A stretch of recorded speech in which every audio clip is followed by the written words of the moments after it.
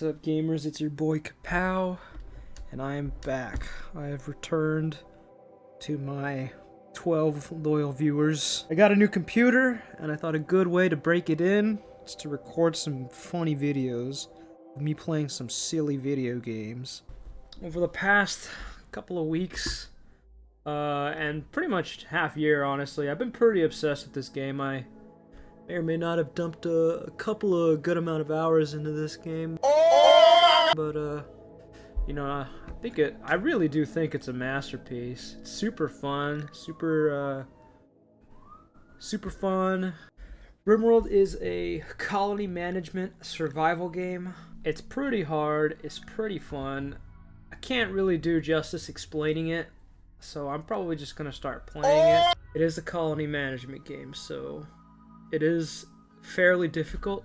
I'm not super good at it, but again, I have dumped a ton of hours into it, so I kinda know, you know, some of the basics. I have a bunch of mods installed because, you know, I feel like the Rimworld experience is really incomplete unless you mod the crap out of this game.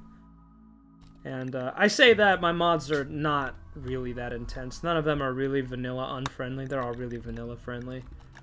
I have both the DLCs installed, and I just want to get into this game, man. I've been itching to play some Rimworld. Right here, these are all the different starts that you can have. They're basically like how your pawns arrive on the world and what you start out with, and you know, there's a couple of good ones, but honestly, I think we're gonna go with the hardest one, which is Naked Brutality. You start with one guy, and he's naked. He or she is naked. And you're pretty much just trying to survive whatever nature has to throw at you. So I'm going to change the starting faction from New Arrivals to New Tribe, because this is going to be a tribal Naked Brutality start. That means research is going to be really slow, and we're not going to start with a whole ton of things. Like, we're not going to have electricity to start off with, so starting from the ground up, bare bones. This is going to be a really hard challenge, but I've played this game, you know, a fair amount. I've done this before, and I've never beaten it. I've never beaten the game, and I definitely haven't beaten it, you know, fucking on what I'm about to do, but you know, I want to do it. I think it'll be fun. I have a bunch of storytellers to choose from. I think I'm going to go with the classic. I'm going to do Randy Random, and I'm going to choose the hardest vanilla difficulty, which is Losing is Fun. There are some other difficulties that I haven't messed around with. They're for mods, but Losing is Fun is, I think it's a pretty good benchmark to start off.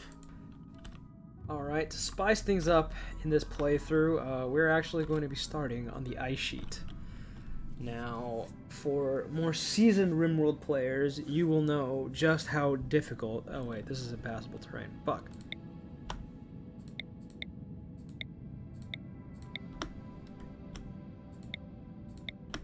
Ugh.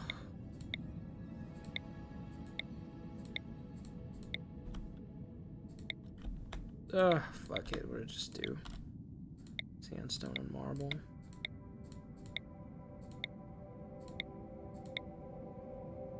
Good enough. Alright. The ice sheet is probably one of the, if not the hardest, places to start in the game. The average temperature is a wonderful, very cozy, negative 34 degrees Celsius. Alright, right here is our ideology. This is part of the newest DLC. This is basically like what your colony and what your colonists like believe in. Like, you know, it's their ideology, it's their way of life, their religion. And for this playthrough, we're gonna go with something kind of simple. For the ideology of this playthrough, we're gonna keep it simple. We're going to create a fluid ideology, which means, you know, usually you start off with an ideology, you can't change anything about it. You start off with a colony with a fully fleshed out religion ideology, and when you create fluid, this changes that. You can kind of build it up over time, so that's definitely what we're going to do. We're going to go ideological, you know.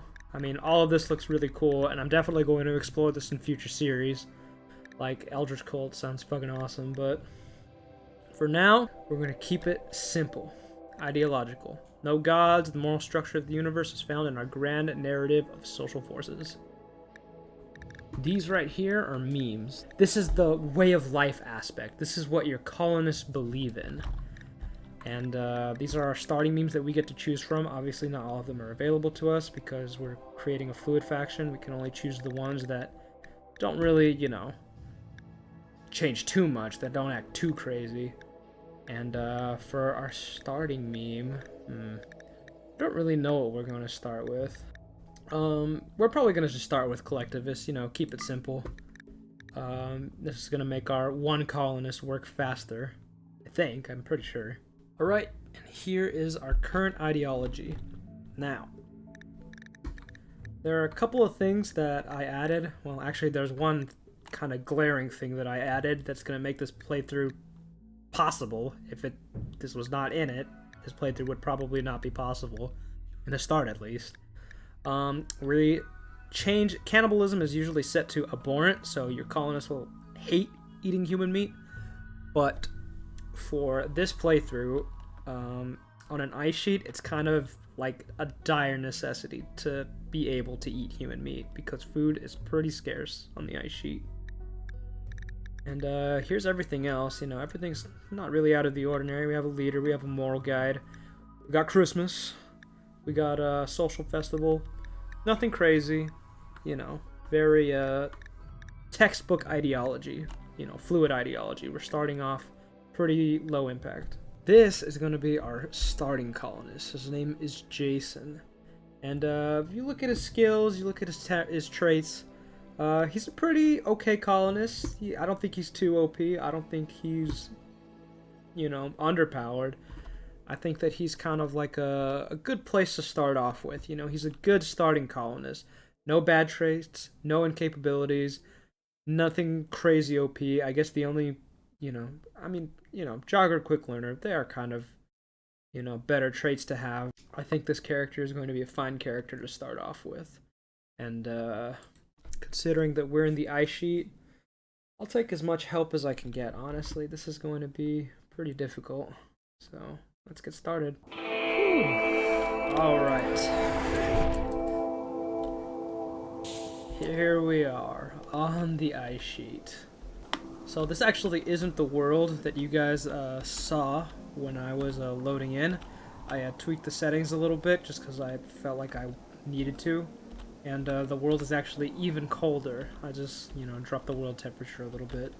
So, but it's still for the most part the same, it still is for the most part the same world generation. We have the same stone types, the same everything, blah blah blah. Anyways,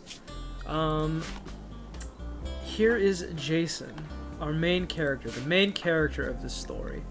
Now, as you can see, the temperatures outside are lovely comfortable, -26, and the minimum comfortable temperature of Jason is 11 degrees Celsius. Not -11, 11 degrees Celsius. We're missing that number by quite a huge margin. So, first things on our to-do list, find some food, find a place where we have some comfortable temperature. And I'm already seeing something I like here, some ruins here made of wood. That's going to be pretty good, because we're actually going to be able to probably craft a bow. In terms of temperature, there really is only one option, the ice sheet, and it's kind of to set up around one of these things. This is a steam geyser. Now you see around here, -26 degrees Celsius, really freaking cold. Here, positive 4 degrees Celsius. That's still cold. It probably will still give him hypothermia, but at this point we're kind of desperate and we kind of don't have a lot of options, so we're going to have to set up camp around this area. And in terms of food, there's a snow hare right here that we can kill and eat if we can craft ourselves a really quick weapon. And if we look in the wildlife tab, which is right here, we can see there are actually a couple of walruses. And these actually provide not only a lot of meat, they provide a lot of really valuable leather, really warm leather that we can use to create our first kind of warm clothing. But for now, here's what we're going to do. We are going to deconstruct these wooden objects so we can have some wood to work with. Maybe craft a bow. I don't know if this is the most efficient thing. It seems like the most efficient thing in my mind, so I'm just going to do it. So here we go. Production, crafting spot. We're going to place a crafting spot right next to the steam geyser, which is not warm enough, unfortunately. Oh man, this might actually be a problem. And we're going to queue up a short bow. And hopefully we get enough. I would actually really like a recurve bow. This is the tribal start, so we do start with the recurve bow, which is quite nice. I want to get rid of these walls and this dresser. I don't want to get rid of this bed. I would really like to keep this bed. It would be a pretty good thing to have this early. Okay, not even close to being enough. Jesus Christ, was that like 7? And yeah, this is not going to be enough for a regular bow. Oh, yeah, okay, so we're just going to stick with the short bow. I know that the recurve bow is better, but I would honestly rather keep the bed. So, get rid of that, and make a recurve bow. Alright, Jason, go for it. Whew. Looking at our health, we are already at the first stages of hypothermia, and it's only going to get worse from here on out. I don't know if we're going to be able to rely on the heat that the steam geyser provides alone. We might have to build a structure around it to trap in some of the heat, so that Jason doesn't freeze to death. Let's see, 11%, yeah, it's not going down, so we're definitely going to have to do that. He's already at 59% hunger, and it's going down pretty fast. So we're going to have him make that bow, and then we're going to have him hunt this snow hare. What's our health at? Still 11%. Somewhat manageable. I think we'll be okay. Then after he's done with that, we're going to have him mine some steel, just so we can build a structure around the steam geyser and trap some of the heat in. Alright, thankfully with the crafting skill of 6, it doesn't take too long. Bow is, however, of poor quality, so that is a little bit unfortunate. Alright, so I queued up a small structure right here, and it is in fact 19 steel walls. So in order to get that much, we're going to need 95 steel. It's 19 times 5, because they each cost 5 each. And we get about 25 to 30 per steel ore mined. So we're probably going to have to mine around 4 or 5, depending how much we get. And that might actually be a problem, because our hypothermia actually went down, so it did kind of work. Standing near the geyser. Oh boy. Alright, 12% hypothermia. Nope, nope, nope, nope, nope. You are not done, sir. We're gonna have you mine 3. Or, we're gonna have you mine 3 more. Hopefully that should be enough to make your little structure. We gotta keep an eye on this guy's hypothermia. It's at 18%. We're not at risk of becoming injured to frostbite just yet. 20%. Ooh, it's getting worse. 23%. Okay, we're going to clear your prioritized work, and we're going to have you construct immediately. This is around the warm spot, so he should lose most of his hypothermia. There we go. His hypothermia is going down a lot. Beautiful, beautiful, beautiful, beautiful. Now that his hypothermia is down to 11%, we're going to have him mine out this last vein of steel. You're not doing that, fuck off. Alright. Boy, where did that snow hare get off to? Better not be sleeping, oh my god. I didn't even realize it was the 23rd hour. You can't sleep, you gotta eat, buddy. This is gonna really tire Jason out, but we kinda don't have a choice. You have to eat the snow hare. Snow hares are not the easiest target to hit, but yeah, this might prove to be kind of difficult actually. Let's take a look at our needs for now. Uncovered groin, absolutely freezing. Kind of unfortunate. This guy is going to be pretty miserable for the time being. Oh, come on, Jason. You can land at least one, right? Ay, ay, ay. Don't tell me you're going hungry tonight, Jason. Please. No. Okay, we gotta get you home. Fuck. We worried so much about mining the steel. We definitely should have hunted first. Minor hypothermia, kind of unfortunate. Should start going down. Well, 6 degrees Celsius. One part isn't really walled off. Oh boy. I might be cutting this close right here. Alright, the first event of the series, and it is a trader. Kind of, interesting timing. It's an animal herder, so maybe if we sell something. We don't really have anything to sell. I guess I can mine those components and sell that, but I don't know. I feel like that's kind of a misplay. We're going to take a look at the walruses. Oh no.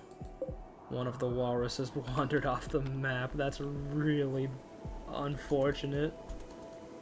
Alright, Jason is starting to feel the first effects of malnutrition, sadly. And, yeah, minus 40, that is not good. But for now, we have no time to rest. We have to kill this walrus. I know. Don't die. Not until I say so, Jason. You have to live. You have to kill the walrus. You have to. It's the only way to survive, Jason. Please, just kill it. Just kill the fucking walrus. Don't let it get away. Oh boy. Oh boy. My friend Jason is sadly struggling. We might not make it. No. Kill the fucking walrus. Kill it.